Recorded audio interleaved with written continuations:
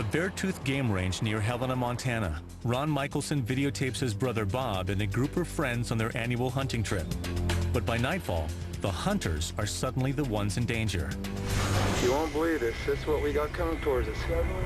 7-Eleven, a regular forest fire. When we saw this big orange blaze coming towards us, a fire, we knew we were in trouble. I just ran and got my camcorder and started recording part of it. If we made it, it would be something to talk about. But nobody ever dreamed something like this would happen up here. It's unbelievable. Our hearts are just pounding. There was only one road in and one road out, and the fire was coming up the valley that the road went in, so we knew we couldn't get out of it. Holy shoot. There's no place for go. With their only escape route in flames, the men are trapped. While some hunters attempt to flee on horseback, Ron, Bob, and a few others decide to circle their vehicles and ride out the oncoming fire. We just got together, those of us that were there, try and decide what we could do to survive this. We didn't know if we were going to make it or not, but we were going to give her a shot. We're sitting out in the middle of the opening up at Elkhorn, trying to get a big circle with all the vehicles. We're going to put all the horse in, or if worse comes to worse, we'll let them go. We had all the campers and the horse trailers parked where the grass was the shortest. Got everything ready. We're just waiting. That's all we can do, a little bit more on tape. Not a thing we can do. It's getting big. Wildfires in America claim an average of 5 lives and 5 million acres every year. Steve Gallegos is a battalion chief with the California Department of Forestry, a veteran of over 200 forest fires. He knows what the hunters were up against better than anyone.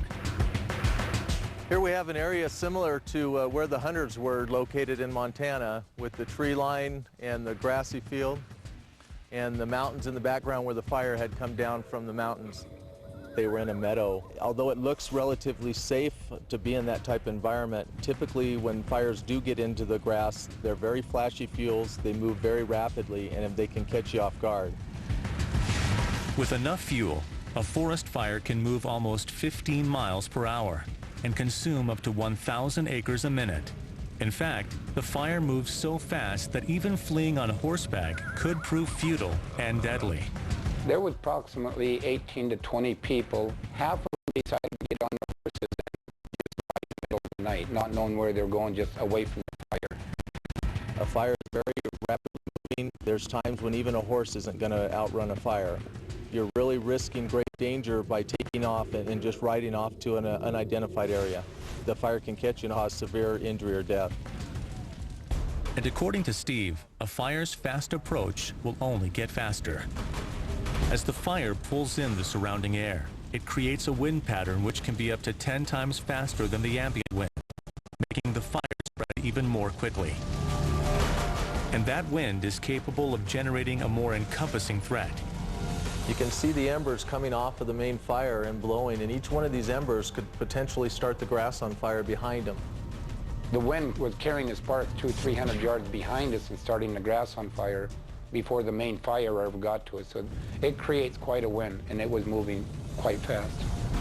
So this is a pretty dangerous situation to this point. Not only is the fire surrounding them, but it's also starting all the grass on fire underneath them. Okay, here it comes. Okay, got to sign off now. We got to go. Once it got to us, I threw my camcorder in my truck. I rolled in the creek, and when I came out of the creek, the fire was there. You were running through flames just trying to get away from it.